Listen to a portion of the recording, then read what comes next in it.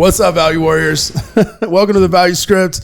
Lonnie Carmichael here is your host. We have our lovely co-host, Meredith Carmichael, coming to you live from the dining room table. And we had just wanted to throw something out there real quick for you guys to chew on. And really, again, we would really love to hear your feedback and what you guys think of this, because it helps us to understand what is valuable to you.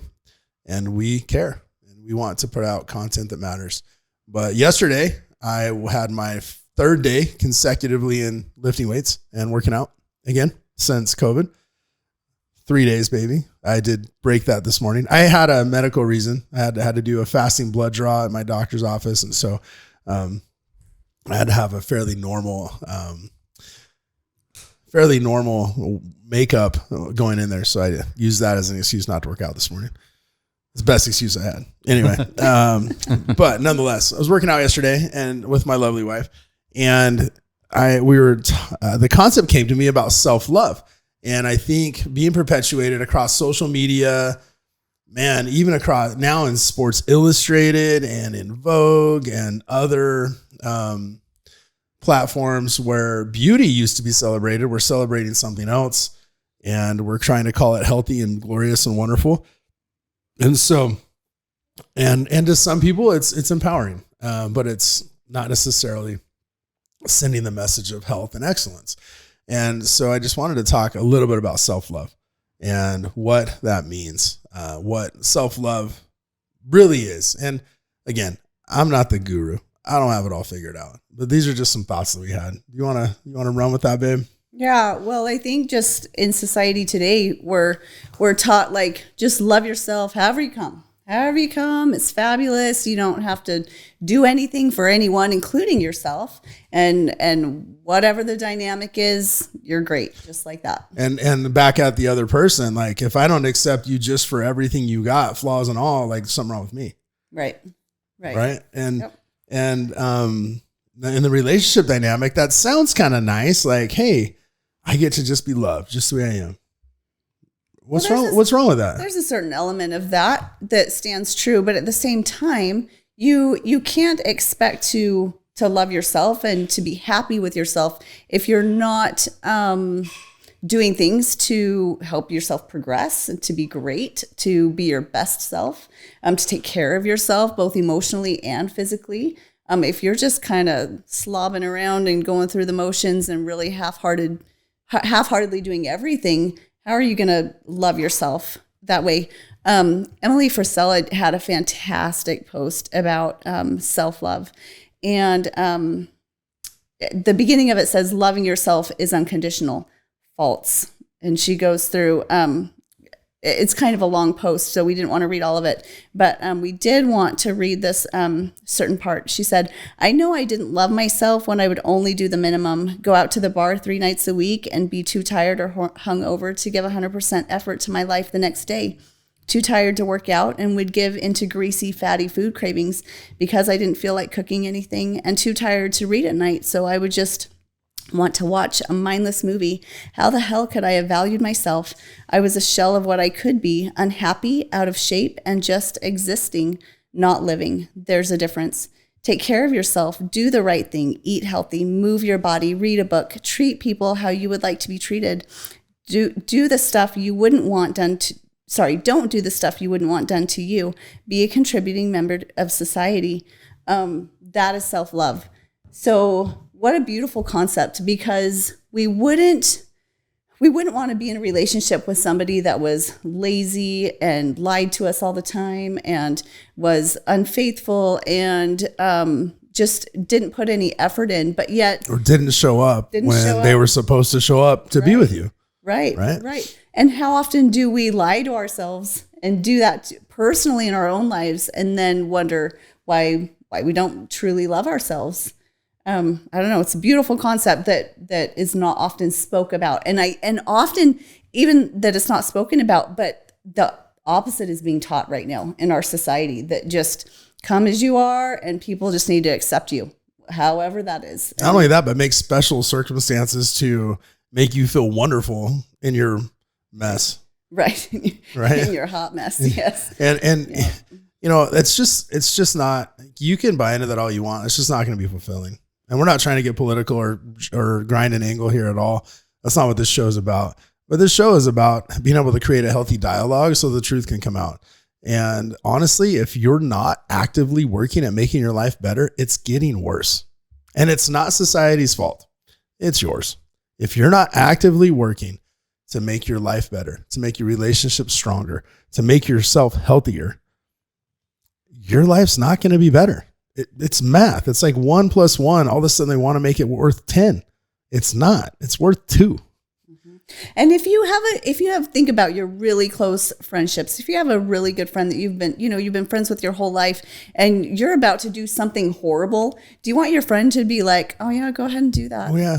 I love you, girl. Go ahead. for it. I love you. You go ahead and step into that. Because you're going to feel great about yourself in the morning, by the way. Right. That's not what's going to happen. So we can't expect others to do that. And we shouldn't do that to ourselves and expect great outcomes. It just won't work that way. One thing I realized I needed to change in my life, and it's going to be one of my powerless tasks going into phase 1, which, side note, tangent, which I'm really good at. I'm probably good at better at tangents than anything else. We are going to start phase 1, and that is part of the 75 or the Live Hard program. It's a year-long program. You start with 75 hard. You obviously we've talked about 75 hard, but 75 hard. For 75 days straight, you read 10 pages of a book, you drink a gallon of water every day, you pick a diet and stick to it every day with no cheat meals for 75 days. You work out twice a day. One workout has to be outside. One workout can also be outside or could be inside and using weights or whatever, but two 45-minute workouts a day, one having to be outside, and take a progress pic. That's it. Did you say right? Reading 10 pages, yes. And so in addition to those things, after you've done that for 75 days straight, then you can go straight into phase 1. We chose to take a break and develop some bad habits. And so realizing that we need to work on some of those bad habits, getting into phase 1. Phase 1 is all the requirements of 75 hard plus 5-minute cold shower. And then you have your power list. And your power list is all the intentions of 75 hard plus 3 more. And anytime any of those things become natural or easy for you, like taking a cold shower is easy. Well, cold shower is part of phase 1, but making your if 75 hard tasks, even like, you have 8 power list tasks and 5 of those come from 75 hard. And so if a gallon of water is not a problem for you anymore, then that's not one of your power list tasks. Your power list tasks are there to help you dial in parts of your life that aren't dialed in. For me, I need to wake up when my alarm goes off. I am a snooze button king. I just hit the snooze and then I hit the snooze and then I hit the snooze and then I hit the snooze. And I hate doing it because I'm not getting restful sleep. And I'm also not getting anything done, but I don't want to get out of bed. Right. And so I'm just wasting my time. I'll need to re-listen to that part of the podcast while I'm editing it over and over. So I'm a snoozer. Well, Jocko Willink, he said, you know what that sound is after you hit the snooze button? It's the sound of your dreams dying. You know how I know I'm doing it is when I'm reaching and I wake up with screenshots of my alarm. Oh, wow. Because I'm pressing both the buttons just to smash it. No, but Jocko, he said every time you hit the snooze button, that sound afterwards, that silence, is your dream. That's the sound of your dreams dying. And every time you hit the button, they're dying that much more. Every time. That much more. That much more. Get up. When your alarm goes off, get up. Get out of bed. I don't care if you got to fall out of bed and do push-ups, whatever you got to do. So that is my new intention. I'm working on that. I've been doing that this week, trying to prep for it. My anxiety attack Monday helped roll me out of bed at 3:30 in the morning. And then the next day we got up at 5. Was it 5 or 4:30? I think it was 5. And we did that for the next couple of days. And it is really hard. Like, I don't know, for us, it's hard. We stay up way too late every night. So it is hard to get out of bed. But once we're up and going, like, it's beautiful to walk outside. Like, it's cooler in the mornings, like get our workout done early. Like the kids are all asleep. And so we can function well and get a lot done. Like, I love that time. Well, another thing Jocko said, he's like, you start stacking wins before you even leave your house, right? So like you get up, say 5 o'clock. He gets up, I think 4:30 every morning, maybe earlier. That guy's awesome. It's an incredible machine. But once your alarm goes off, get out of bed. That's a win. That's win number 1. Okay. And then go work out. That's another win. Read 10 minutes or 10 pages. That's another win. Then make yourself some healthy food. That's another win. You have 4 or 5 wins before you even leave your house for work. You're already hitting the road running with 5 wins in the day. You're off to a good day. Most days I would get out of bed and be like, and because I had snoozed for 45 minutes and I'm groggy as I'll get out, and I don't want to leave the house. I don't want to go to work, So I lost the battle with my alarm. Well, probably lost the battle with my wife getting dressed because I didn't know where my socks were or some stupid crap like that. Yes, that happens a lot, unfortunately. And then I lost the battle with, taking a shower. I didn't want to do that. And now I got to get in my car and I got to you lost the battle. And I wonder why I have crappy days. I noticed this last week though, when I was like on the spot, like Meredith's alarm went off a little bit earlier than mine did. And I was like, nope, we got to get up. We're not snoozing. The alarm went off. We're getting out of bed. And both of us were like, the dreams are dying. We got to get up. Our dreams are done. But I can tell you, like, how did you feel? I mean, I felt amazing those days, even though and my default was like, look, if I'm tired later in the day, maybe at lunch, I'll take a 30-minute nap. Yeah. Or if you have the day off and you get up at 5, like on a Friday or Saturday, if you have the day off, you get up at 5, work, man. That's, Ben Newman calls that separation season. That the weekend time when you're working on yourself or your goals or your side hustle and no one else is, that's separation season, right? That's what separates out the winners from the losers. And it makes you feel good about yourself. Yeah, it really does feel great. And really great. And that's actually loving yourself enough to do what's best for yourself. It's not loving yourself enough to let yourself be a horrible slob that doesn't ever accomplish or progress. There's a big difference. And I think I just wanted to speak counter to what I think our major cultural message is right now is, love yourself in a mess. Now there's a place for acceptance and love and loving your fellow man and all of we're not talking about that. We're talking about loving yourself. Okay. We're talking about applying this to yourself and how you cannot be frustrated with yourself. And a lot of it has to do with the promises you keep with yourself. And so, doing phase 1, 8 promises a day you're going to keep with yourself for 30 days straight. And you're going to do that for 30 days straight. And then after phase 1, you take a break, then you roll into phase 2, and you have to take a certain amount of time off between phase 2 and phase 3. Because I think the idea of the program is you're trying to instill these good habits in your life. And then, you start them in 75 hard. And then you can roll right into phase 1. We didn't. So we gave place for some of those habits to really fall off, and they really did. And so now we're doing phase 1 as a tune-up, and we're going to reestablish these good habits in our life. We're keeping promise to ourselves we make every day, and that helps create this great positive mental image, helps hone your mental toughness and your grit, and then you take a break, and then you see if you can maintain those habits when you don't have to. And then you go back and do a more rigid program of when you have to. And just helping yourself to learn to analyze, first of all, what do I need to work on? Second of all, how do I make it stick? And this is a program. It's not the only program, but it's a very effective program at helping you do that, helping you keep the promises you make with yourself and helping you win the war you have in your own freaking head. Yeah.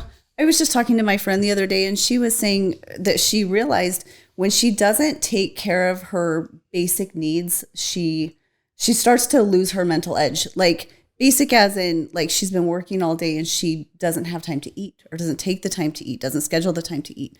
And so she's super tired and then she's, worn down. And if she doesn't take the time to work out and move her body, like that starts to weigh on her. And then by the end of the day, she's like worn out and she just, she's like, I don't have what it takes to be able to do the things that I need to do at the end of the day. And I just want to give in and escape and just, heck with it. And that's such a good reminder for us that we need to take time for ourselves, those basic things to eat healthy and work out and get enough sleep. Like those are pretty basics. Drink water, a lot of water.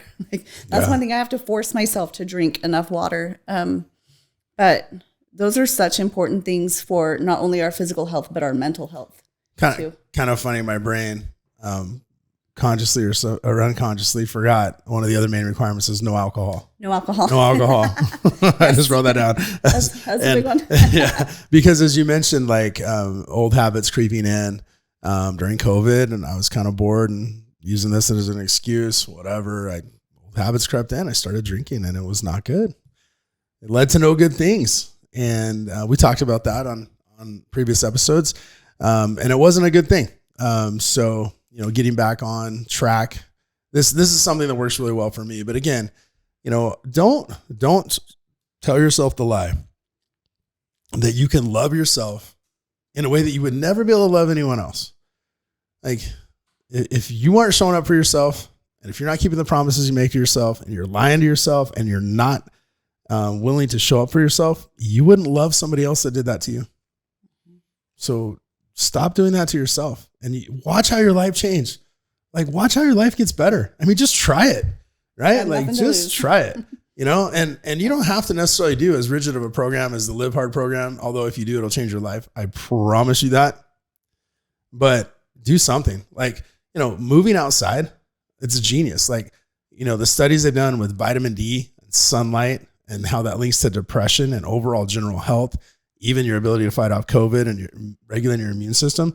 A lot of the vitamin D that we get in Northern America comes through our eyes because there's not a lot of direct sunlight in most places of Northern America. In Arizona, there is for a few months out of the year, but north of here, there's really not. And so, if you're wearing sunglasses all the time and your skin's covered up and you're inside all day, you may not need to wonder why you have issues of being happy. You're not getting enough sun. Like the sun isn't the enemy, right? Like we've been taught that it was. So, moving outside, working out outside every day, I think it's healing, and there's a lot of wellness that comes from that, from a lot of different aspects, but also moving your body every day, being active. That's just a natural antidepressant. It is. It's perfect. It makes a difference. Just like you said, even if you're not going to dive into 75 hard, like all of those things are good habits. Like pick some of them and start, even if you don't feel like you can tackle the whole thing, like start doing healthy things for yourselves that's going to put your mind and your body in a good place. But don't expect that you can drink every day, not work out, eat crappy food, watch TV, don't read, and be happy. Right. It's not a recipe. And if you want to say, I got to love myself, there's a certain amount of acceptance of self and a certain amount of baseline love you do need to have for yourself, right? But self-love and self-care is actually loving and caring for yourself. It's an act. They're action. They're verbs.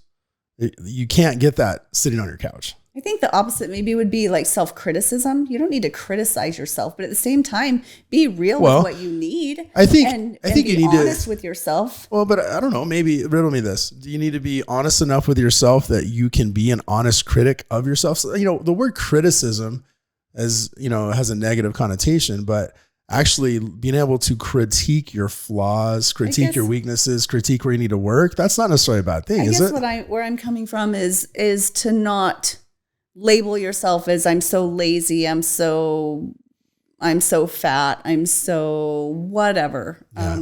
But rather than doing that, because those labels help you stay stuck in those things. Right. Yes. But think like, hey, I really need to change my eating habits. Like I need to start eating more healthy. I need to not eat so much fast food. I need to start working out every day, whether it's just going for a walk. I mean, just go for a walk if that's all you can do, if you're getting started or whatever. But I don't know. I guess I see what you're saying about the being critical of yourself in a way that helps you progress out of it. Yeah. Be willing to be an honest critique critic of yourself. Yeah. But don't be your own worst enemy. Right. Don't be your own bully. Don't be your own bully in your head. Don't be your own bully in your head. That's not going to help you.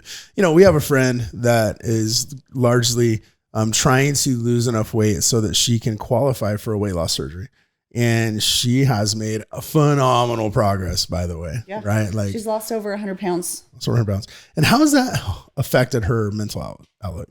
Well, it's helped her a lot. I mean, a lot. And the thing that's difficult too is she still has a long ways to go. And so I think right now she does recognize her progress, but she's she's had a lot of circumstances that has prevented her from getting that surgery already. And so I know that's frustrating for her, but to make significant lifestyle changes like that, to be able to do that, like, hats off to her. Absolutely. That is freaking hard. And it's amazing because you're doing breathe. Again, this is how you regulate your emotions. That's how I regulate my emotions. Breathing is another useful tool. I talked about cold showers and stuff, but breathing helps me a lot. But nonetheless, we're proud of you. I mean, you've made a lot of good effort, and it has not been easy. And we want to be in your corner to encourage you to keep going, babe, because you're gonna get there. You're gonna get there if you don't quit. You're gonna get there. And and how amazing is that gonna feel? Try to imagine that gratitude. Try to imagine how grateful you're going to feel for being able to obtain what you're after now. And that'll help you manifest that into your life in the future moving forward and help you have the motivation and power to get there. Yeah. So proud of her. Yep. So proud of her. And she's been very she's like, how did I get here? How did I get to this place? Where she just was so unhappy and her weight was such a significant problem and impacting her entire life, and, I'm just really proud of her for doing that. That is hard. It was hard for me to stick with things consistently. And, I didn't have a mountain of weight that I needed to lose. That is hard. Yeah. That is really hard. So. And we're not saying you got to be a swimsuit model to be happy and love yourself. That's not where I realized my error by starting out with swimsuit at Sports Illustrated and Vogue, may have set the wrong tone, because that's not necessarily healthy either. But if you take where you are today and you improve yourself, that's going to bring a feeling of accomplishment, joy, and fulfillment. It just will. So figure out how to need the move. Figure out how to Nailed it. Justin's not going to cut that. All right. Figure out how to move the needle in your own life and how you need to do it, but do it. And I promise you'll be happier for it. Absolutely. All right. Thanks for listening to The Value Script. Tune in next time. Don't forget to click, like, and share, baby. Please share this message with anybody you feel would be benefited from it and would add value to their life. And if you felt that it added value to your life, we'd love to hear about it. We'd love more for you to pay it forward. Till next time.